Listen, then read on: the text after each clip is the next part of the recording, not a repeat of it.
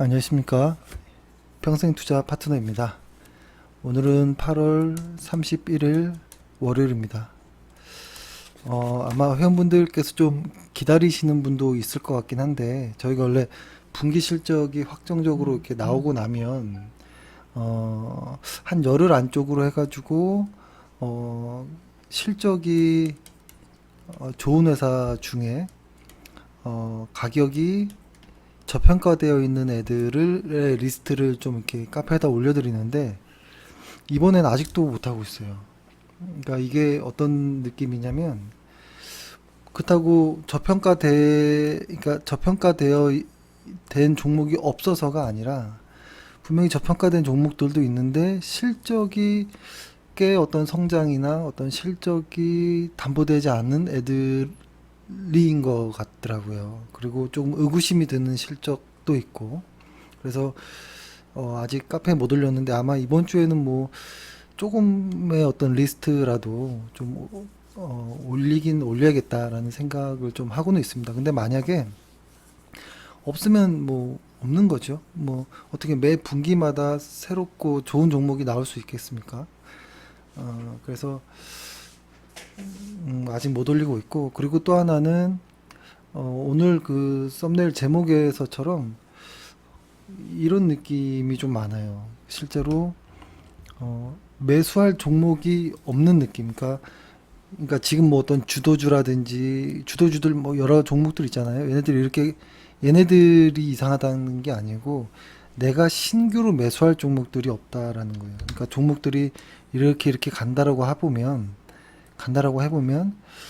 적어도 요 정도부터 해서 한 요 정도 사이에서는 매수를 하고 싶다라는 것이죠. 그래야지 얘가 일정 부분 올라왔을 때 어느 정도의 어떤 기대 수익이 이렇게 나올 거잖아요.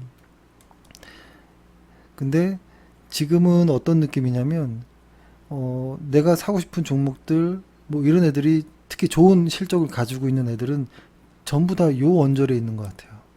이 언저리 뭐 혹은 뭐 잘 모르겠지만 여기 있는 애들도 있는 것 같고 그러니까 지금은 분명히 좋지만 비싸거나 싸게 거래되고 있지만 실적이 그저 그렇거나 뭐 이런 쪽이라 조금 애매하다 이런 생각이 들고 근데 지나고 나 보면 이렇게 종목들이 좋은 회사들이 사라지고 저평가되어 있는 종목들도 이렇게 안 보이고 이거 다 좋은 회사인 거 분명하고 아직 추세가 살아 있는데 신규로 들어가긴 좀 애매한 이런 구간에서 보통 뭐 시장의 어떤 고점이나 이런 것들도 좀 나왔던 기억들이 있어서 지금은 조금 신규 매수하기에는 조금 좀 더 봐야 될 것 같은 이런 생각도 듭니다. 근데 아직 뭐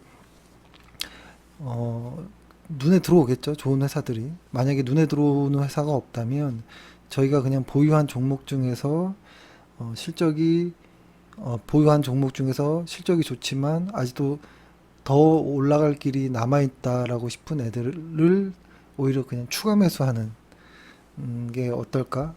혹은 리밸런싱이 어떨까? 이런 고민을 좀 하고 있었고요. 그런 과정에서 오늘 저희도 일부 고평가된 종목들을 매도했고 주식과 어떤 현금의 어떤 비율을 재조정하는 리밸런싱을 했습니다. 그 텔레그램 통해서 한번 확인해 보시면 될 것 같고 카페나 텔레그램 그리고 근데 이것은 사실 상당히 조심스러운 부분이에요. 리밸런싱을 한다 혹은 이 리밸런싱을 어떤 자신만의 어떤 기준으로 한다 이거 정말 위험할 수 있거든요. 저희도 그렇게 생각합니다. 그러니까 왜냐하면 시장을 예측하는 경우일 수 있거든요. 그것도 어설픈 어떤 목수가 그러니까 아주 초보 목수가 아주 날카로운 어떤 무언가를 이제 만지는 이런 느낌이기 때문에 상당히 위험할 수도 있습니다. 그래서 좀 조심해야 된다라는 생각이 들고 그래서 보통 리밸런싱은 기계적으로 이렇게 보통 합니다. 뭐 분기에 한다든지 반기에 한다든지 연말에 한다든지 이렇게 리밸런싱을 하고 보통 리밸런싱 할 때 정해진 건 없죠. 그러니까 어떤 시간에 따라서 할 때가 있고요. 아까 방금 말씀드렸던 뭐 분기든 반기든 뭐 연말에 되든 이렇게 할 때가 있고, 그 다음에 새로 어떤 종목을 편입할 때 역시도 월 말에 이렇게 보통 할 때도 많고요. 기계적으로 할 때는 이게 이제 어 과거 어떤 통계에서 봤을 때 그나마 기계적으로 했을 때 조금 수익이 조금 더 플러스 알파가 있었던 뭐 이런 것들인데, 이거 역시도 좀 어려운 부분들이 있다라는 생각인데, 저희는 오늘 리밸런싱을 한 이유가 더 이상 살 종목이 많지 않다, 그리고 고평가된 종목들이 많다, 뭐 이런 어떤 이유였고, 그래서 리밸런싱을 언제 어떻게 무엇을 보고 좀 하는지에 대한 이야기를 좀 아주 간략하게 좀 해보면 좋겠다 싶고, 이거 말씀드리기 이전에 그 지난주에 그 소개드렸던 책 있잖아요. 다시 쓰는 주식 투자 교과서 라는 책에서 적정 주가를 구하는 어떤 공식 방식을 설명드렸는데, 주말에 한 회원분께서 텔레그램으로 연락이 오셨습니다. 이 책을 어떠한 그 유튜버가 이렇게 간략하게 설명한 내용이 있고, 그거를 이제 엑셀로 편하게 좀 할 수 있는 방법들이 있다. 이렇게 말씀을 해주셔서 좀 봤는데요. 좀 재밌게 잘 봤고요. 근데 이제 그런 생각이 들더라고요. 이게 엑셀이라는 도구가 상당히 편리합니다. 음, 저희도 엑셀을 사용하지만 반드시 엑셀하고, 저 같은 경우는 반드시 수기로 다시 한번 해봐요. 수기로. 이게 왜 그렇게 되냐면, 일단은 엑셀로 어떤 무언가를 소팅하고 이제 그냥 컨트롤 그냥 접근하다 보면 어떻게 저는 그렇게 되더라고요. 그러니까 분명히 제거해야 할 그 비즈니스 모델을 가진 회사들을 그냥 그 평균 어떤 데이터에 넣어버리는 어떤 것들이 나오더라고요. 그래서 그리고 기업의 내용을 잘 모름에도 어떤 숫자의 어떤 좀 유혹에 좀 빠지는 이런 것들이 있어요. 그래서 어, 주식은 수학 공식이 아니라고 하잖아요. 그래서 저희는 이런 생각을 해요. 저희가 아는 회사, 저희가 이해하는 회사, 그리고 오랫동안 좀 봐왔던 회사들 안에서, 최대한 안에서 숫자가 잘 나오는 회사들, 좋은 실적을 가지고 있지만 저평가되어 있는 애들, 이렇게 좀 이런 순서대로 종목을 좀 고르려고 해요. 근데 거꾸로 숫자에서 좋은 회사를 이렇게 찾으면 이쪽으로 안 가더라고요. 여기까지 몰라도 투자하게 되는. 그래서 저는 이렇게 하고 났더니 저도 이렇게 해봤겠죠.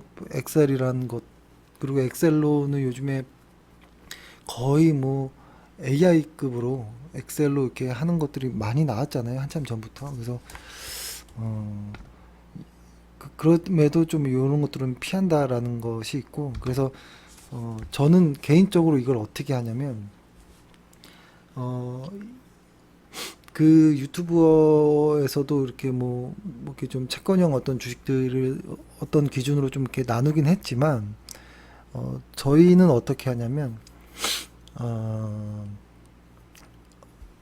그러니까 뭐라고 할까요?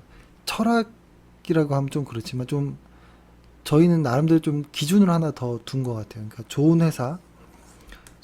회사를 저평가되어 있을 때 매수한다라는 어떤 원칙일 때, 이 좋은 회사를 의 기준을 조금 더 플러스 알파를 하나 만들어서 성장의 어떤 개념이 조금 들어가는 게 어떨까, 이런 생각을 해요. 그래서 예전부터 이건 뭐 많이 말씀드렸지만, 뭐 어떤 저평가를 구하는 공식은 사실 여러 가지가 있지만, 저번에 말씀드렸던 것처럼 뭐 쉽습니다. 그냥 나누기만 할 수 있을 정도면 다 되는 거잖아요.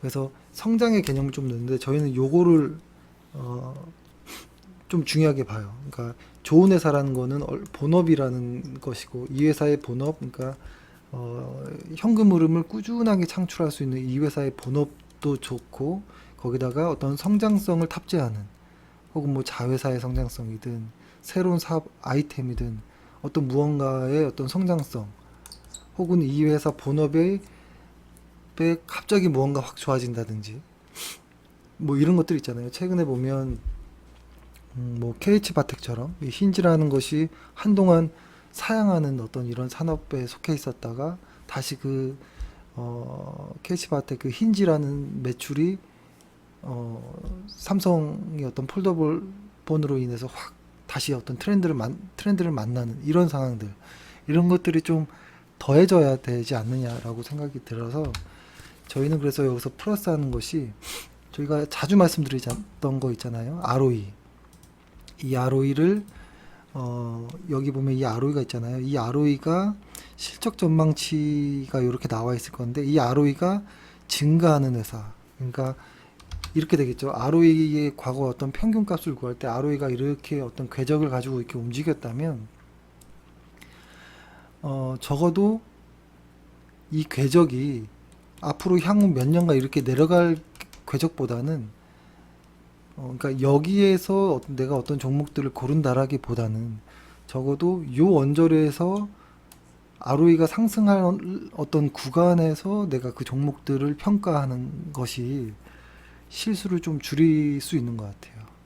근데 다만 이것은 길게 본다면 평균값으로 ROE가 맞을 수 있겠지만 처음에 매수하고 심리가 흔들리지 않으려면 그래도 이런 구간에서 실적이 성장하는 이런 초입 구간에서 저평가된 회사를 찾는 것이 좀 어떨까라는 생각이 들고 거기에서 저희는 이제 만든 것이 ROE가 서서히 증가하거나 혹은 뭐 10 이상이거나 한 자리에서 두 자리로 이제 커지는 이런 회사를 좀 고른다든지 혹은 두 번째는 저희는 반드시 매출 성장이 나와야 된다라고 봐요.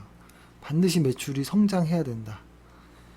뭐 한두 분기 정도야 뭐 이익과 순이익이 조금 줄 수는 있겠지만 그 이상 이렇게 넘어가면 상당히 좀 의심해 봐야 되는 것 같다라는 생각이 들어요. 그래서 매출과 이익이 성장해야 되는 것이고 그 다음에 세 번째는 반드시 그걸로 인해서 영업 현금 흐름이 분명히 돈을 벌어야 되는 상황인 것이고 그걸로 인해 FCF까지도 플러스가 증가하고 있어야 되는 회사들을 택하고요.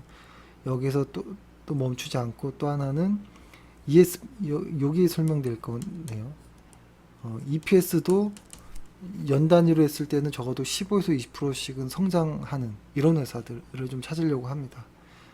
그리고 여기서 이제 연결된 것은 배당이 꼭 나왔으면 하는 거예요. 배당이 나오는 회사. 요렇게. 그래서 이런 것들의 기준을 좀 넣었을 때는 조금 더 그 어떤 공식이든 무언가를 넣었을 때 조금 실패 확률이 좀 적어지지 않을까 이런 생각을 합니다. 그냥 단순히 어떤 회사를 엑셀로 돌려서 이렇게 하는 것은 상당히 무서울 수가 있습니다. 왜냐하면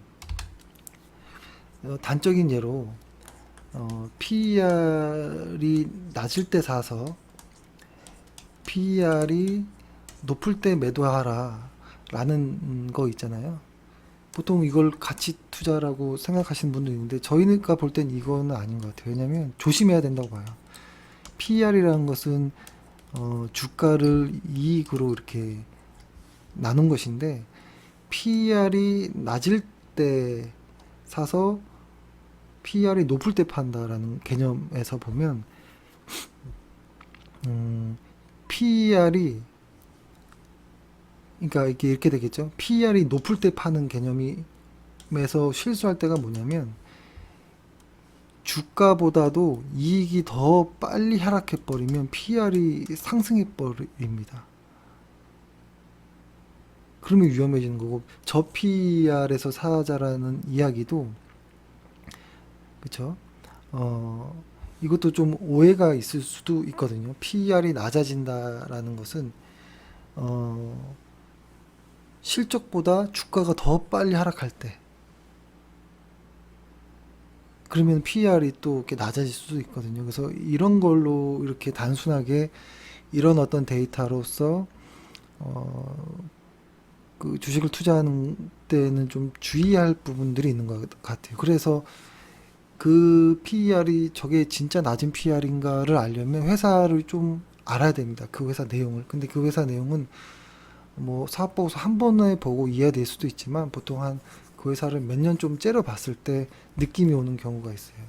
그러니까 저희는 어 저희가 그러니까 회사 그러니까 유튜브에서 소개해드렸던 어떤 예전에 많이 소개해드렸던 회사가 삼젠이라고 해가지고 뭐 아미코젠, 시젠 그때 다 젠자가 들어가죠. 그 다음에 케어젠 이렇게 좋은 회사들을 한참 몇 년간 째려봤던 기억이 있는데요. 특히 뭐 아미코젠이라고 뭐 주가를 굳이 볼 필요 없지만 아미코젠 한 번씩 봐보면 이거는 최근에 이렇게 다 올라왔으니까 과거부터 이렇게 보면 아미코젠도 저희가 요 언저리 때인가요? 한번 매수하고 그 다음 매수를 못했던 기억이 나고 케어젠은 엉망이 됐죠. 케어젠은 거래가 정지되는 상황도 왔었고 근데 다만 케어젠은 매수를 하지 않아서 다행이었고 시제는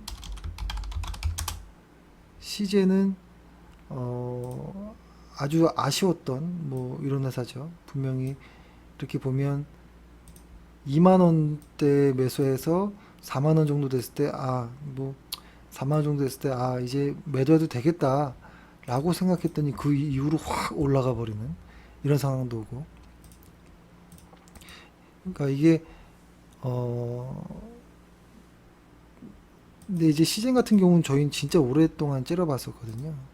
한참을 째려봤던 회사입니다. 근데 얼마나 힘들었겠습니까? 이렇게 한참을 째려봤는데 결국에는 이 저희가 중요하게 생각했던 그 4만 원 가격대를 확 깨고 그 다음에 이제부터 이렇게 쭉 올라갔는데 좀 오래 좀 쳐다봐야 된다고 봐요. 이것은 이제 저희가 실력이 없어서 이렇게 잘 제대로 파악을 못했기 때문에 이렇게 좀 오래 봐야 하는 수고도 있겠지만 같이 투자한다라고 해보면 이제 가장 어려운 부분이 어떤 뭐 다른 게 어려운 것보다 상당한 어떤 조금 시간이 걸리는 부분 그리고 상당히 많은 어떤 업무량 이것이 좀 어렵고 힘든 부분이 있는 것 같아요. 계속 확인해야 되거든요, 실적을.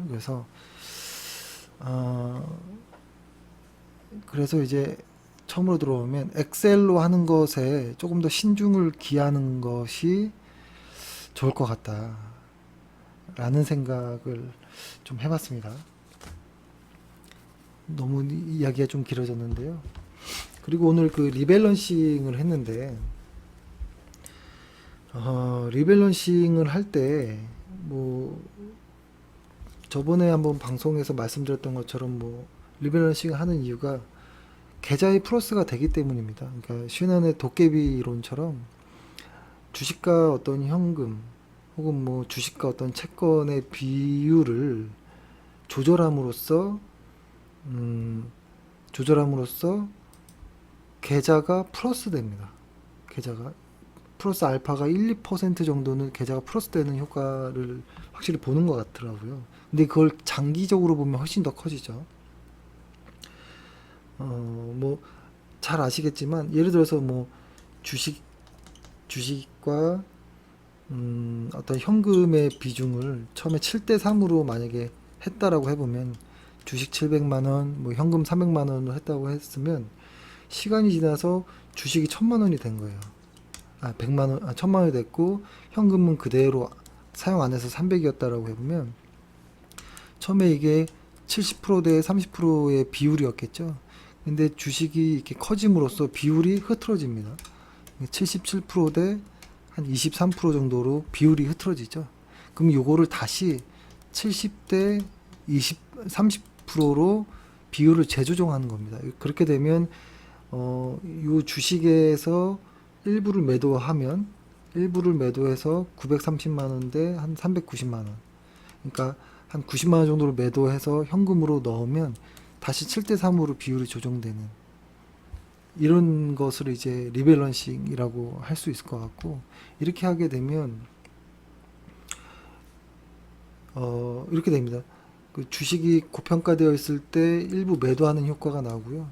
나중에 주식이 고평가하게 되고 여기 현금 비중을 늘리게 되고, 그리고 다시 올라갔을 때 주식을 고평가됐을 때 매도하고 또 저평가됐을 때 매수하게 되는 뭐 이런 어떤 과정을 겪는다라고 생각을 합니다. 그래서 리밸런싱은 저는 반드시 필요하다라고 보고요. 그러면 이것을 언제 하느냐 이렇게 볼 텐데, 저는 이게 좀 어려운 부분인 것 같아요. 주식과 어떤 현금의 리밸런싱을 언제 하느냐라고 봤을 때 저는 장기적인 관점이 하나 필요하고, 그 다음에 중장기 혹은 단기, 그러니까 중기적인 혹은 단기적인 어떤 안목이 필요하다라고 봐요. 왜냐하면 이 장기적인 어떤 이 안목은 상당히 긴 사이클에서 이루어지는 거기 때문에, 예를 들어서 여기를 뭐 한 10년이라고 봐버리면 상당히 어려울 수 있죠. 근데 요 10년이란 이 구간을 이 구간을 좀 자세히 또 보면 왔다 갔다 이렇게 하거든요, 또. 그래서 저는 긴 10년 정도의 어떤 장기적인 사이클, 그러니까 10년이라는 말은 예를 든 것이고, 그러니까 장기적인 사이클, 그리고 이런 중단기적인 사이클을 또 하나 이렇게 가지고 이렇게 같이 봐야 된다라고 생각을 해요. 그래서 만약에 장기적인 사이클에서 주식의 비중을 계속 뭐 늘려야 된다거나 이런 어떤 사이클이 나오면 주식 비중을 다 팔아버리진 않겠죠. 그리고 그 사이에서 어떤 과매수 영역에서는 비중을 뭐 줄였다 늘렸다 할 수도 있겠죠. 하지만 이것이 같이 맞아떨어지는 장기적인 사이클과 중단기적인 어떠한 그 사이클이 맞아떨어지는 이런 하락장에서는 계좌를 뭐 아주 시원하게 매도한다든지 혹은 뭐 아예 채권으로만 보유한다든지 이렇게도 할 수 있다라고 봅니다. 근데 이것을 임의적으로 할 때 상당한 어떤 리스크가 있다. 오히려 시장을 예측하는 것이 큰 리스크일 수 있다라고 생각을 해서 저희는 보통 이렇게를 원합니다. 봤을 때 시장에 투자하는 것이 있고 뭐 현금이 있고 주식이 있다라고 해보면 장기적인 어떤 시장 사이클은 최대한 이 시장 포트폴리오를 따르려고 하고요. 그 다음에 단기든 중기든 어떤 이 사이클은 요 두 항목, 현금과 주식을 좀 이렇게 하려고 하거든요. 특히 이 시장, 그러니까 저희 계좌의 절반 정도는 시장에 투자합니다. 아주 장기적으로는 코덱스 200이 있을 거고, 그리고 최근에 말씀드렸던 코덱스 200, 미국채 혼합 ETF도 이 안에 포함될 수 있거든요. 그래서 얘네들은 뭐 아주 길게 갈 수도 있다라고 봐요. 길게. 근데 지금 리밸런싱을 한 이유는 이쪽에서의 어떤 현금과 주식 요쪽에서의 어떤 좀 조절을 했다라고 보는데요. 그러면 얘네들을 어떤 지표로 보는 게 뭐 좋을까? 사실 이건 답은 없지만 저희가 그냥 참고하는 것들을 조금 소개를 좀 해보려고 합니다. 예를 들어서 어떤 장기적인 어떤 무언가를 볼 때는 저희는 장기적인 거를 볼 때는 최대한 요거를 좀 보려고 해요. 그러니까 여기는 뭐 페드 모형이 나왔는데요. 이거는 뭐 다음에 한번 자세히 설명드리고, 결론은 이겁니다. 그 어떤 주식의 기대 수익률과 채권의 기대 수익률의 어떤 그 스프레드를 활용하는 것인데요. 이 스프레드가 늘어날수록 주식 비중을 늘리는 거고, 이 스프레드가 줄어들수록 이제 0으로 떨어지면 이제는 주식의 비중을 줄이는 뭐 이런 것인데, 지금 역시도 주식의 비중을 계속 한 10여 년간 늘리는 구간에 나와 있긴 하죠. 그러니까 장기적으로 볼 때는 뭐 요런 요것들을 좀 보는데요. 한국으로 따지면 시장 PER이 될 수 있을 거고, 주식은 시장 PER의 역수 혹은 뭐 MSCI PER의 역수, 채권은 국고채 3년 정도를 뭐 보는 것도 장기적인 시각을 볼 때 괜찮겠다라고 생각을 하고요. 그 다음으로는 저희가 좀 작게 그거보다 약간 한 단계 밑으로 볼 때는 선행지수도 의미 있게 좀 봅니다. 그 다음에 선행지수를 보고 항상 좀 자주 보는 건 미국의 10년 채권 수익률의 차트도 좀 꼼꼼히 파악을 하고요. 그 다음에 중기 혹은 뭐 중기적으로 좀 시각으로 좀 볼 때는 버핏 지수 많이 봅니다. 버핏 지수도 보고, 버핏 지수가 100을 넘어가는 순간부터는 긴장을 하긴 합니다. 그리고 또 하나는 Fear and Greed를 보고요. 80 이상으로 이제 근접할 때는 매우 좀 조심하려고 하긴 하죠. 지금 78이니까 거의 80이 다 왔기 때문에 리밸런싱을 해도 괜찮겠다. 버핏 지수 역시도 100을 넘어섰기 때문에 리밸런싱도 고려해야겠다, 이런 생각을 좀 했었던 것이고, 그 다음에 좀 단기적으로 볼 때는 빅스 지수도 참고를 좀 많이 합니다. 시장의 어떤 심리를 볼 때 좀 도움이 되는 부분도 있는 것 같아요. 그리고 그 다음 뭐 요 정도로 많이 보고요. 뭐 그렇습니다. 근데 이것들이 결론은 예측하는 영역이거든요. 예측은 상당히 조심해야 된다라는 입장입니다. 상당히 조심해야 되고, 될 수 있으면 안 하는 게, 시장 예측은 안 하는 게 낫다라고 보고, 차라리 그냥 내가 할 수 있는 것은 내가 살려고 하는 종목이 싼지 비싼지 이름만 보는 게 좋은 것 같아요. 내가 살려고 하는 종목들이 갑자기 많아지는 구간에서는 그냥 사면 되고요. 어느 순간 내가 살려고 하는 종목들이 없어지면 현금을 보유하게 되는 것이죠, 저절로. 근데 그렇다고 시장을 완전히 무시할 수는 없고, 그 시장은 예전에도 많이 설명드렸던 것처럼 시장을 이용해서 매수할 수는 있겠죠. 그러니까 내가 살려고 하는 종목들이 잘 내려오지 않는 거예요. 그래서 조정이 오면 사야지라고 마음을 먹고 있지만 잘 내려오지 않을 때 시장이 하락함으로써 저평가가 되는 경우들이 있거든요. 좋은 회사들도. 이럴 때 시장을 활용해서 매수하는. 근데 이렇게 볼 수도 있습니다. 시장이 모든 것을 다 설명해 줄 수 있다라고 모멘텀 투자자들은 이야기할 수 있거든요.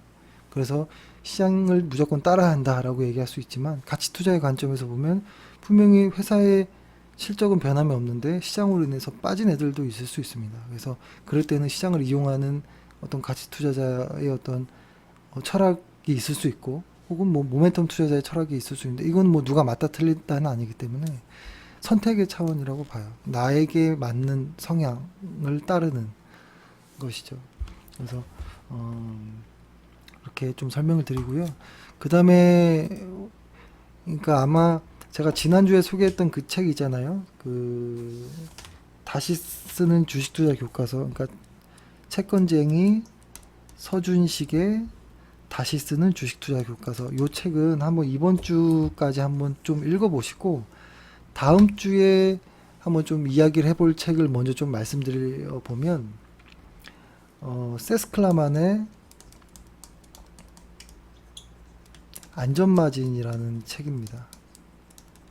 근데 이제 안전마진이라는 이 책은 91년도에 나와서 절판이 됐기 때문에 구할 수 없습니다. 구할 수 없는데, 이 책은 저는 상당히 조금, 뭐라고 할까요? 좀 시장이 이렇게, 이런 곳이구나. 어릴 때 읽었을 때 시장이 이런 곳이구나, 정말 무섭구나, 조심해야겠구나, 뭐 이런 어떤 기준들, 그리고 내가 생각했던 어떤 가치 투자가 이런 방향으로 가면 맞겠구나 이런 거를 조금 배웠던 책인 것 같아서 이 책을 왜 두 번째로 또 이렇게 말씀드리냐면 첫 번째는 어떤 주식의 어떤 적정 가치를 구하는 어떤 공식이라는 어떤 사실 철학도 있지만 기억에 남는 건 공식만 남을 수 있겠다라는 생각이 들어서 이제는 좀 철학을 좀 배워야 좀 잘 이야기한 그런 책이 뭐가 있을까 이렇게 생각하다가 이 책이 떠올랐는데 이 책은 지금 번역본으로 나와 있는 것은 한 투자자문사에서 거기 이제 펀드 매니저 그 운용력이 번역한 책이 인터넷상의 PDF로 이렇게 떠돌아다닙니다. 시중에서는 책을 팔지 않고요. 그 시중 그 서점에서는 그냥 PDF가 떠돌아다니는데요. 사실 저도 예전에 이 책을 그 복사된 원본으로도 보고 한글로 번역된 PDF로도 봤는데 두 개의 장단점이 있는 것 같아요. 만약에 영어가 좀 편하신 분들은 그 영어 원본을 한번 보시는 거를 추천드리고 그게 아니라면 한글로 번역된 PDF를 보시는 것도 괜찮다라는 것입니다. 근데 이 PDF는 인터넷 치면 나오긴 하는데요. 혹시라도 이거 좀 구하기 어렵다라고 생각이 될 것 같아서 제가 오늘 카페 영상에 PDF 인터넷상에 떠도는 것을 뭐 좀 이렇게 올려야 될지 좀 고민을 좀 해보겠습니다. 그렇게 하고 혹은 저한테 뭐 개인적으로 뭐 아무튼 이거를 뭐 어떻게 해야 될지 왜냐면 저희 어떤 그게 아니니까 그래서 좀 고민해 볼 텐데 일단은 인터넷으로 구할 수 있다라는 것 만약에 너무 힘들다 싶으면 뭐 제가 뭐 이렇게 방법을 알려드리든지 혹은 뭐 이렇게 좀 고민해 보겠습니다. 예, 이렇게 해보고 예, 이렇게 하겠습니다. 그래서 이번 주는 오늘 그 코스피가 생각보다 조금 매도세가 좀 강했는데요. 그 외인들의 매도세가 강했는데 이 시장은 뭐 어떻게 될지 모르겠습니다. 다만 종목의 관점에서 봤을 때 조금 신규 매수할 애들을 찾는 이런 과정이기 때문에 뭐 좀 더 시장을 지켜보고 뭐 좀 더 실적을 좀 면밀하게 좀 보고 이렇게 좀 이야기를 좀 나누도록 하겠습니다. 아무튼 오늘 고생 많으셨고요. 예, 또 내일 뵙겠습니다. 감사합니다.